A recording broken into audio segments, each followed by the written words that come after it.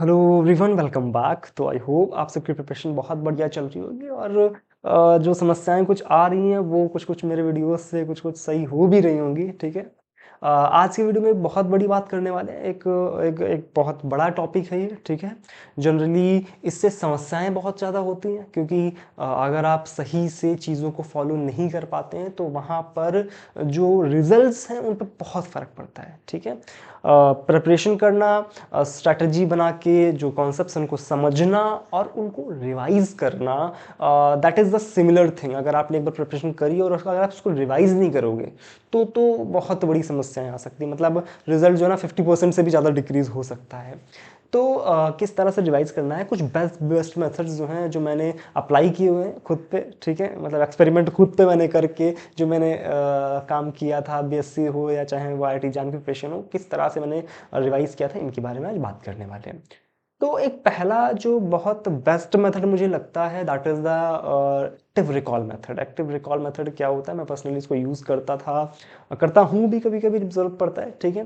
तो करना क्या होता था, जब भी आपने कोई चीज़ सीखी, जब भी आपने कोई चीज़ पढ़ी, जब भी आपने कोई लेक्चर कंप्लीट किया, तो या सपोज दैट आपने कोई टॉपिक कंप्लीट कर लिया, कोई कॉन्सेप्ट जो है वो आप कंप्लीट कर लिया, तो करना क्या होता है, उसका एक अपने दिमाग में एक डिमॉन्स्ट्रेशन करना होता है। मतलब जो भी आपने चीज़ सीखी उसका एक आपको अपने दिमाग में ही एक विजुअलाइजेशन करके उसको रिकॉल करना होता है। मतलब क्या होता है, यहाँ पर सपोज दैट मैंने आज क्वांटम मैकेनिक्स कंप्लीट कर लिया। ठीक है। अब उस क्वांटम मैकेनिक्स का मैं अपने दिमाग में एक एक एक फ्लो चार्ट, एक एक रोड मैप बनाने का प्रयास करता हूँ कि मैंने क्वांटम मैकेनिक्स में क्या क्या सीखा। मैंने सीखा वेव फंक्शन क्या होता है, कितने तरीके से इसको हम रिप्रेजेंट करते हैं, किस किस तरीके से हम इसकी जो पर्टिकुलर वैल्यूज होती हैं उनको निकालते हैं, किस तरह से ऑपरेटर्स को अप्लाई करते हैं, क्या होता है ये, क्या होता है वो, दिस दैट ब्ला ब्ला, ये सारी चीज़ें कैसे कैसे हम अपने दिमाग में एक फ्लो चार्ट की तरह सारी चीज़ें निकल करके आ जाती हैं। That is called the active recall method. That is the मतलब one of the most efficient methods. ठीक है ना। इसको मैंने यूज़ किया हुआ है कहीं ना कहीं। तब मैं इस नाम से इसको नहीं बोलता था कि this is the active recall method, तो मैं बहुत यूज़ करता हूँ इसको, अब भी करता हूँ। ठीक है। जब भी मुझे किसी चीज़ का रिवीजन करना हो तो मैं अपने दिमाग में इस तरह से चीज़ों को रिवाइज करता हूँ। बहुत बढ़िया मेथड होता है ये। तो आपने नोट्स बंद कर देने, इसके बाद में सारा फ्लो चार्ट टाइप में बना लेना है। फिर आपने देखना आप कहाँ पर भूल रहे हो, एक बार नोट्स में उसको करेक्शन कर लेना अपने दिमाग में ही। और उसके बाद में क्या होगा, चीज़ें जो है बहुत सूटेबल हो जाएंगी आपके लिए। बहुत बहुत बढ़िया मेथड होता है। ठीक है। आप सोच रहे हो कि इतना ज़्यादा क्यों तारीफ कर रहे हो, क्योंकि इसमें ना आप अपने माइंड को बहुत ज़्यादा ट्रेन कर रहे होते हो कहीं ना कहीं। जब आप माइंड को ट्रेन करते हो ना, मतलब चीज़ों की जो ट्रेनिंग होती है ना, बहुत ज़्यादा बढ़िया करती है उन चीज़ों को। ठीक है ना। ट्रेनिंग बहुत बढ़िया चीज़ होती है। दूसरी चीज़ क्या है, दूसरा जो बहुत एफिशिएंट मेथड होता है, जो मैंने पर्सनली बीएससी के टाइम तो बहुत ज़्यादा यूज़ किया है इसको। उसको हम क्या करते थे, मतलब मैं करता क्या था बेसिकली कि यहाँ पर जहाँ भी बोर्ड लगा हुआ है इस जगह पे एक एक वाइट बोर्ड, आपने शायद स्टार्टिंग के वीडियोस में देखा होगा, वहाँ पे एक वाइट बोर्ड छोटा सा लगा हुआ था, बहुत बड़ा नहीं था, छोटा सा वाइट बोर्ड लगा हुआ था। मैं उस पर रिवाइज करता था। ठीक है। तब मैं यूट्यूब पे क्लासेस नहीं लेता था। शुरुआत में जो 3-4 क्लासेस हुई हैं वो उसी वाइट बोर्ड पे हुई हैं, आप जा करके चेक करना। ठीक है। तो उस बोर्ड पे मैं क्या करता था, वहीं शुरुआत मार्कर लगा लिया और जो भी टॉपिक मैं कर रहा हूँ, ठीक है, जो भी टॉपिक मैंने कवर किया हुआ है, सपोज पूरे चैप्टर की बात कर लूँ, मैंने ये चैप्टर कंप्लीट कर लिया है, तो अब क्या करता था, मैं लिखना शुरू कर देता उसके बारे में, जो जो चीज़ें मुझे आ रही हैं। सपोज दैट कोई न्यूमेरिकल, मतलब कोई भी चीज़ मेरे दिमाग में आती है, मैं फॉर्मूले लिखता जा रहा हूँ, मैं फिगर्स बनाता जा रहा हूँ। मैं सोच रहा हूँ कि अगर हम लेंस के सामने यहाँ पर कोई ऑब्जेक्ट रख दिया सपोज दैट, तो किस तरह से इसकी इमेज फॉर्मेशन होगी। सपोज दैट लेंस को मैंने कट करके रखा है, या बहुत ज़्यादा तो मैं इन चीज़ों को, जो ऑप्टिक्स में बड़े बड़े इंस्ट्रूमेंट होते थे जैसे न्यूटन्स रिंग हो गया, क्योंकि उस टाइम पे बीएससी वगैरह की जब प्रिपरेशन कर रहा था, तो मैं मेरे दिमाग में ना एक एक पूरा फ्लो चार्ट बन गया था इन चीज़ों का, कि न्यूटन्स रिंग में किस तरह से वहाँ पर रेज जाती हैं, किस तरह से गिरती हैं, और कहाँ से वो जो फॉर्मेशन होता है रिंग्स का वो कैसे होता है। तो ये सारी चीज़ें मैं बोर्ड पे करता था, बड़ा मज़ा आता था। इससे क्या होता था कि हमारा जो दिमाग है वो तो चल ही रहा है, साथ में बॉडी भी बहुत जो फ्लेक्सिबल हो जाती थी, लगातार नींद नहीं आती थी। ठीक है। एक बहुत बड़ी चीज़ ये होती थी कि इससे जो आप बहुत ज़्यादा एक्टिव जब होते हो तो वहाँ पर क्या होता है कि चीज़ें याद रखने की प्रोबेबिलिटी बढ़ जाती है। आप सोच रहे हो कि बोर्ड अगर नहीं है तो, मतलब जनरली बोर्ड्स लोग नहीं रखते हैं, तो आप कॉपी पे भी काम कर सकते हो। सिमिलर कॉपी की भी बात कर सकते हो, थोड़ा सा आप टहल के काम कर सकते हो, थोड़ा सा अपने दिमाग में लिखते हुए, कैसे भी कर सकते हो। ठीक है। थोड़ा बॉडी को भी एक्टिव रखते हुए काम कर सकते हो। तो that is also one of the most efficient method I have ever used. ठीक है। तो इससे बहुत बढ़िया हेल्प मिलती थी। मैंने तो इससे ना ऑप्टिक्स का भर भर के रिवीजन किया। मुझे याद है बहुत अच्छे से कि मैं सेकंड ईयर में था, हाँ सेकंड ईयर में था, उस टाइम पे मैं ऑप्टिक्स को बहुत ज़्यादा पसंद करता था, तो ऑप्टिक्स का मैंने भर भर के रिवीजन करा हुआ था।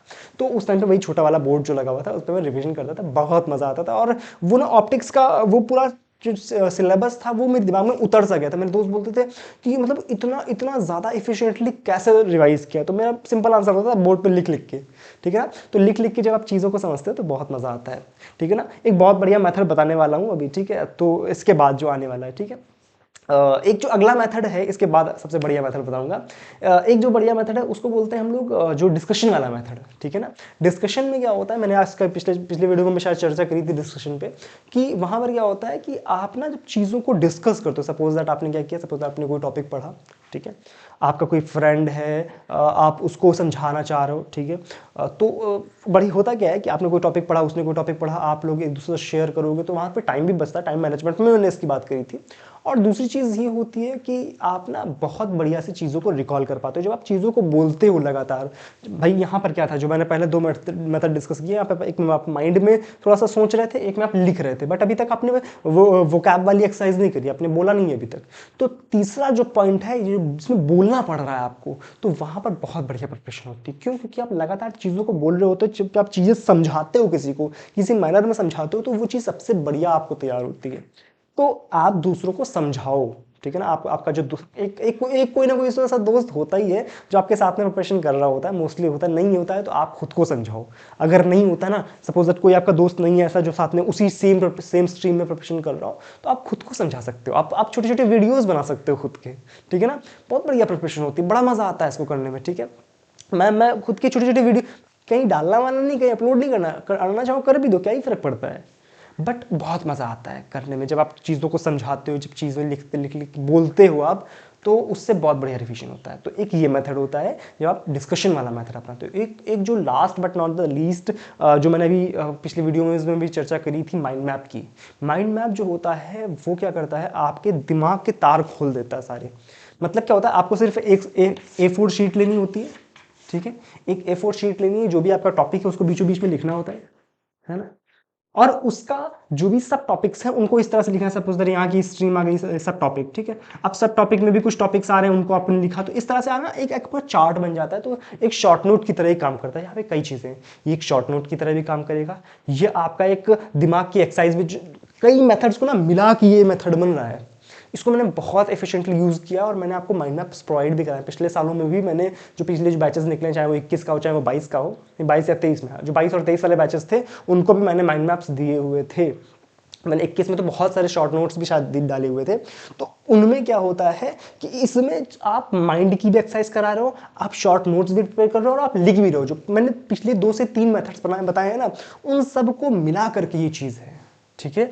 तो यहां पर क्या है कि आपने अपने शॉर्ट नोट्स भी तैयार कर लिए और ये आपको हेल्प करते हैं, ये आपको हेल्प करते हैं लास्ट टाइम में भी, जब आपको इतना टाइम भी आपके पास नहीं बचा, फटाफट से चीज़ों को देखना चाह रहे हो, तो आप माइंड मैप की सहायता से करो, बहुत मज़ा आता है। मैंने आपको लिंक जो है आपको डिस्क्रिप्शन मिल जाएगा टेलीग्राम चैनल का, उस पर ना मैंने बहुत सारे माइंड मतलब कुछ टॉपिक्स जो है, बहुत सारे क्या कुछ टॉपिक्स जो है, इलेक्ट्रोस्टैटिक का माइंड मैप मैंने अपलोड किया वहाँ पे, मैंने मैग्नेटिज्म का माइंड मैप अपलोड किया हुआ, शायद मैंने थर्मो वगैरह के भी माइंड मैप वहाँ पे लगाए हुए हैं, तो जाकर के चेक किया करो, बड़ा मज़ा आएगा। माइंड मैप बनाओ, खुद से बनाओ, मैंने भी अपलोड किए हुए, एक बार देखो किस मैनर, मैंने वो सिर्फ इस वजह से दिए हुए हैं कि आप देखो किस मैनर में प्रिपेयर किया जाता है। आप खुद से भी बनाओ, खुद से बनाओ, ज़्यादा मजा आएगा। माइंड मैप खुद से बनाना है, ठीक है। ओके, अब क्या है, ये जो तीनों मेथड से उसको मिला करके ये चौथा मेथड बन गया, तो एक ये बहुत बढ़िया मेथड होता है, ठीक है। तो आई होप ये जो मेथड्स हैं आपको समझ आए होंगे किस तरह से हमें रिवाइज करना है। और एक चीज़, अभी रुक जाना, वीडियो क्लोज मत करना, सुन लेना एक बहुत जरूरी बात, जो टाइम मैनेजमेंट की एक बात होती है ना, कि बहुत लोगों को टाइम नहीं मिल पाता है कैसे रिवाइज करे, किस टाइम पे रिवाइज करें। तो उसके लिए मैंने 2 रूल सोचे होते हैं, हमेशा मैं 2 रूल से फॉलो करता हूँ। या तो आप जो वीकली रिवाइज करो, सिंपल, या तो आप डेली रिवाइज करो। वीकली रिवाइज का मतलब क्या होता है, आपको एक दिन फिक्स कर लेना होता है। सपोज दैट मैंने फिक्स कर लिया कि संडे इज द डे जिसको मैं रिवाइज करने वाला हूं, मैं कुछ नहीं करूंगा, सिर्फ रिवाइज करूंगा। तो संडे को मेरे को क्या करना हो गया, अब मैंने जो भी हफ्ते भर में चीजें करी उस सबको मैं रिवाइज करूंगा। कब? संडे को। वो जो भी मेथड्स हो, आप सारे मेथड से कर पा रहे हो सारे मेथड से करो, लेकिन संडे को आपको रिवाइज करनी है कम से कम हर एक घंटे, जो हर एक टॉपिक को 1 घंटा तो कम से कम देना है, 1 से 2 घंटे आपको देने हैं, क्योंकि आपने बहुत ज़्यादा जो पढ़ा होता है हफ्ते भर में उसको पूरा अच्छे से रिवाइज करना होता है। या डेली आप क्या कर सकते हो, डेली आप घंटे घंटे भर टाइम दे सकते हो कि मैंने 1 घंटा निकाल लिया कि मतलब आज मैं ये चीज़ कर रहा हूँ, तो मैंने ये टॉपिक आज मैं रिवाइज करूँगा। एक ना यहाँ पे एक वैधानिक चेतावनी भी है कि अगर आप सपोज दैट 1 घंटा बोल रहे हो खुद से, मैं आज 1 घंटा रिवाइज करूंगा, और आप सोच रहे हो कि मेरे पास अभी 1 घंटा नहीं है, मैं कैसे रिवाइज करूँ? एक काम ज़रूर करना कि जितना टाइम आपको मिल रहा है, सपोज़ आपने 10 से 15 मिनट आपको मिले हैं, तो उसमें भी आप रिवाइज करने की कोशिश करना। ये मत सोचना कि मेरे पास अभी 1 घंटा नहीं है तो मैं रिवाइज नहीं करूँगा। आपको 15 से 20 मिनट मिल रहे हैं, आप उसमें भी रिवाइज कर लो। जो भी आपने टाइम सोचा हुआ था उसमें अगर आपको 15-20 मिनट मिल रहे हैं, आप रिवाइज कर लो। ये मत सोचना कि अगर मुझे 1 घंटा मिलेगा मैं तभी रिवाइज करूँगा डेली, ठीक है ना? तो ये चीज़ मत करना, ठीक है? ये बहुत बहुत ज़्यादा लोगों में चीज़ देखी जाती है कि वो सोचते हैं मेरे पास आज 1 घंटा नहीं है, चलो कल रिवाइज करूँगा। ऐसा मत करना। आपको 10 मिनट मिल रहा है, आप 10 मिनट रिवाइज करो, कोई दिक्कत नहीं है। और ये चीज़ें फॉलो करनी, वीडियो देख के सिर्फ ये नहीं है कि हाँ ठीक है मैं थोड़ा सा मेरे को समझ आया कैसे क्या करना है, बट अप्लाई नहीं किया, अप्लाई करना है, ठीक है? जब अप्लाई करोगे तभी चीज़ें समझ आएंगी। तो अगर कुछ सही लगा है वीडियो में तो कमेंट सेक्शन में लिख सकते हो, वीडियो को लाइक भी कर सकते हो। अगर कोई प्रॉब्लम आ रही है तो उसको भी कमेंट सेक्शन में लिख सकते हो, आप टेलीग्राम ग्रुप पर भी आकर के बोल सकते हो। क्रैश कोर्स अभी तक ज्वाइन नहीं किया तो उसका लिंक डिस्क्रिप्शन में दिया हुआ है, जाकर के ज्वाइन कर लो। आईटी जैम 2024 और सीयूईटी पीजी ऑल्सो 2024 के लिए क्रैश कोर्स चल रहा है, ज्वाइन कर लो जाकर के, ठीक है? और कोई दिक्कत तो नहीं है? हो तो बता देना। चलो मिलेंगे नेक्स्ट वीडियो में, तब तक के लिए thank you so much, bye bye.